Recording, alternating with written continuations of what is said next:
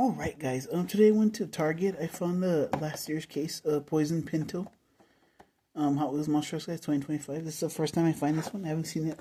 This one's hard for me to find. Here's the back of it. Name, Poison Pinto, truck type, city, strength, exposed engine, crash tech, skeletal vibes. So there's a Ramblin' Wrecker, Little Holland 64, Bigfoot, the Poison Pinto, Gangster, which I have, Rhino My, SpongeBob, and Oscar Mayer Wienermobile. The cool skull up there. Not much to say, the packaging wise.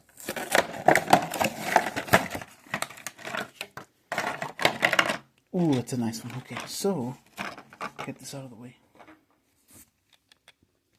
Isn't that cool, guys? Look at that. The light blue rims. I love that stripe up here.